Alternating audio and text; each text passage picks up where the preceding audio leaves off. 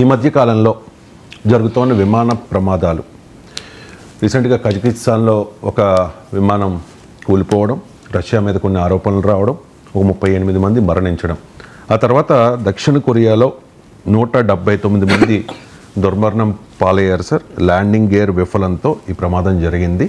అక్కడ సేఫ్టీ వాల్ని ఢీకొని మొత్తం విమానం అంతా కూడా బ్లాస్ట్ అయిపోయిన, రన్వే మీద బ్లాస్ట్ అయిపోయిన పరిస్థితి. సో దక్షిణ కొరియా వెళ్ళాల్సిన చాలామంది ఇప్పుడు వాళ్ళ ఫ్లైట్ టికెట్స్ క్యాన్సిల్ చేసేసుకుంటూ ఉన్నారు సార్ ఈ భయంతో. సో విమాన ప్రయాణం సురక్షితం కాదా? దక్షిణ కొరియాకు వెళ్ళాల్సిన వారు కాదు, క్యాన్సిల్ చేసుకుంటున్నారు. దక్షిణ కొరియన్సే క్యాన్సిల్ చేసుకుంటున్నారు. దక్షిణ కొరియన్స్ సార్, సౌత్ కొరియన్సే పెద్ద సంఖ్యలో, వేల సంఖ్యలో టికెట్లు క్యాన్సిల్ చేసుకుంటున్నారు. అందువల్ల దక్షిణ కొరియా పోయే వాళ్ళకి ఏం భయం ఉంటుంది? వాళ్ళు సౌత్ కొరియన్ ఎయిర్లైన్స్, ఆ ఎయిర్లైన్స్లో వెళ్ళారు కదా. సో ఇది ఎందుకంటే జరిగింది జెజు ఎయిర్ అని సౌత్ కొరియాలో చాలా పాపులర్ బడ్జెట్ ఎయిర్లైన్స్, అంటే తక్కువ ఖర్చుతో విమాన ప్రయాణం చేసే వాళ్ళని బడ్జెట్ ఎయిర్లైన్స్ అంటారు. సో మన దగ్గర కూడా ఈ బడ్జెట్ ఎయిర్లైన్స్ ఉంటాయి. సో ఎందుకంటే కామన్ మ్యాన్ కూడా సివిల్ ఏవియేషన్ దగ్గర కావాలి. అయితే రెండు మన దగ్గర ఉండే ఒక స్వభావం, మీడియాకు కూడా ఉండే స్వభావం ఏంటంటే, ఒక 4 ఇన్సిడెంట్లు వరుసగా జరిగింది. ఈ 4కి మధ్య ఒక లింక్ పెట్టి చూస్తుంటారు. కానీ రష్యా కజకస్తాన్లో జరిగింది. అది యాక్చువల్గా అజర్బైజాన్ విమానము. అది రష్యా కూల్చి ఉంటారు అనేది అనుమానం. రష్యా కూల్చారు అని ఇప్పటికి అంగీకరించకపోయినా పుటిన్ దానిపైన క్షమాపణ చెప్పాడు.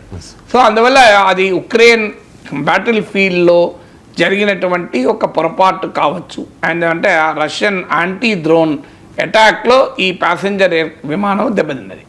సో అందువల్ల ఆ ఇష్యూకు సౌత్ కొరియా విమానానికి ఏమీ సంబంధం లేదు. ఎందుకంటే మనకున్న స్వభావం ఏంటంటే, 2 జరిగితే ఆ 2 లింకుల మధ్య కుట్ర సిద్ధాంతం మొదలు పెడతాను. సో అందువల్ల అది వేరు ఇది వేరు, వరుసగా జరగచ్చు ఇన్సిడెంట్లు. వరుసగా ఇన్సిడెంట్ జరిగే వరకు సాధారణంగా ఒక ప్యాటర్న్, లింకులు ఎస్టాబ్లిష్ చేసి పనిచేస్తారు.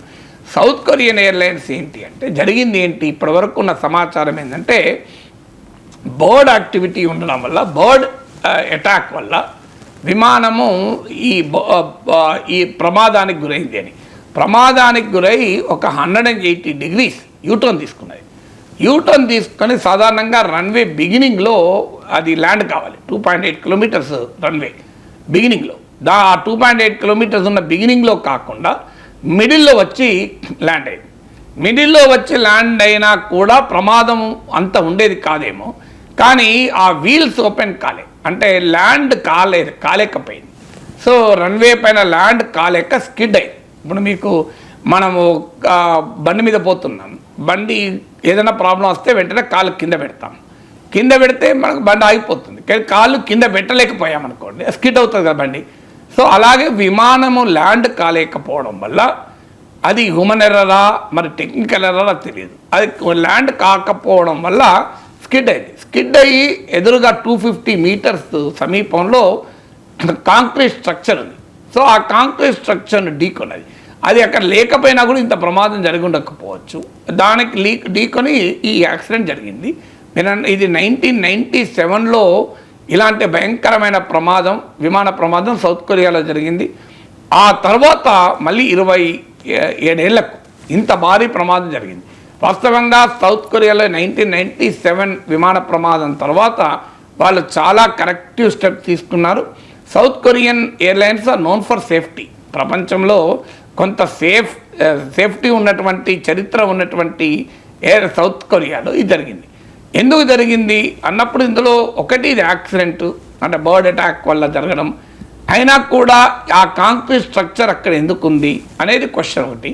తర్వాత ఈ జెజు ఎయిర్ ఏదైతే ఇది బడ్జెట్ ఎయిర్లైన్స్, అంతకుముందు 48 hours హిస్టరీ చూస్తే, ఫ్లయింగ్ హిస్టరీ చూస్తే, ఈ ప్రమాదానికి జరగక ముందు 48 గంటల్లో 13 ట్రిప్పులు కొట్టింది. ఇప్పుడు ఇది బ్యాంకాక్ నుంచి సౌత్ కొరియా వస్తుంది. సో 13 trips కొట్టింది వితిన్ 48 hours. అంటే బడ్జెట్ ఎయిర్లైన్స్ ఏమవుతుంది అంటే కాస్ట్ తగ్గించాలి. What is budget airline? చాలా చౌకగా విమానయానాన్ని అందించాలి. కానీ చౌకగా ఎలా విమానయానాన్ని అందిస్తారు? ఫ్యూయల్ కాంపోనెంట్ నువ్వు మార్చలేవు, హ్యూమన్ రిసోర్స్ కాంపోనెంట్ మార్చలేవు, ఆ రెండింటి అనివార్యం కదా. నీకు ఎయిర్పోర్ట్ హ్యాండ్లింగ్ ఛార్జెస్ మారవు. మరి ఏం చేయాలి? ఎలా తగ్గుతుంది ఖర్చు? ఖర్చు తగ్గించడానికి ఇంకో మార్గం ఏంటి? నీకు over use of air crafts. అంతకుమించి ఇంక విమానాలని ఎక్కువ వాడాలి. అందువల్ల ఇప్పుడు ఒక విమానము ఒక 48 అవర్స్లో 3 ట్రిప్పులు కొడితే 13 ట్రిప్పులు కొడితే నీకు ఆటోమేటిక్గా రెవెన్యూ పెరిగిపోతుంది కదా, ఎందుకంటే ఆ విమానం ఖర్చు అదనంగా ఖర్చు ఏం లేదు. సో అందువల్ల మీకు అందువల్ల ఓవర్ యూజ్ ఉంటుంది. ఇప్పుడు మీరు ప్రైవేట్ బస్సులు చూడండి, ఆర్టీసీ బస్సు వచ్చినాక వర్క్షాప్ పంపించి దాన్ని మొత్తం చెక్ చేయించి మళ్ళీ అన్ని రకాల మెయింటెనెన్స్ అయినాకనే దాన్ని బయటకు తీస్తారు.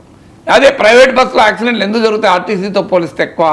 కారణం ఇది over use of bus, over use of driver కూడా. మీకు బస్సును ఇష్టం వచ్చినట్టుగా వాడతారు, ఆపకుండా కనీసం వర్క్షాప్ సర్వీసింగ్ కూడా టైం అయినా ఇవ్వరు, ఎందుకంటే వాళ్ళ మనీ రావాలి బస్సు మీద. అలాగే వర్కర్ను కూడా కంటిన్యూ రెస్ట్ లేకుండా తిప్పుతారు, ఎందుకంటే మనీ కావాలి. అందుకే రాత్రిపూట సడన్గా నిద్ర వస్తుంది డ్రైవర్కు. సో ఎలాగైతే ఒక బస్ యాక్సిడెంట్లో ఓవర్ యూజ్ ఆఫ్ బస్ కానీ ఓవర్ యూజ్ ఆఫ్ డ్రైవర్ కానీ ఎలా యాక్సిడెంట్లకు దారి తీస్తుందో, మీకు ఇక్కడ కూడా బడ్జెట్ ఎయిర్లైన్స్ అయ్యే వరకు ఏమవుతుందంటే నీకు ఆటోమేటిక్గా ఖర్చులు తగ్గించుకోవడానికి ఓవర్ యూజ్ జరిగిందా అనేది ఇంకో అనుమానం. సో అందువల్ల still nobody knows what is the exact reason. ఇదేమి కుట్ర సిద్ధాంతం అయితే లేదు, బట్ డెఫినెట్గా it raises serious questions on aviation safety. Okay, ఏదైనా పెద్ద ప్రమాదం జరిగినప్పుడు, రైలు ప్రమాదం కానీ బస్ ప్రమాదం కానీ మీకు విమాన ప్రమాదం కానీ జరిగినప్పుడు ఆందోళన ఇంకా ఎక్కువగా ఉంటుంది కదా. అందువల్ల ఇనీషియల్ భయం ఉంటుంది డెఫినెట్గా. దాన్ని బట్టి అసలు విమాన ప్రయాణం చేయడమే సేఫ్ కాదు అంటే ఆ మాటకైతే ఏది సేఫ్? మనకు మన ఇంట్లో కూర్చున్నా మన జరగాల్సిన, అందుకే ఇక్కడ మళ్ళీ ఫేట్ అని నేను నమ్మలేం కానీ, బట్ అని చెప్పి నువ్వు బయటకు వెళ్ళకుండా ఉండలేవు. రోడ్ యాక్సిడెంట్లు జరుగుతున్నాయి, బయటకు వెళ్ళకుండా ఉండలేవు కదా. అందువల్ల how to make aviation much more safer అనేది ఆలోచించాలి తప్ప ఒక యాక్సిడెంట్ జరగడంతోనే క్విక్ జెట్ రియాక్షన్ కరెక్ట్ కాదు కదా.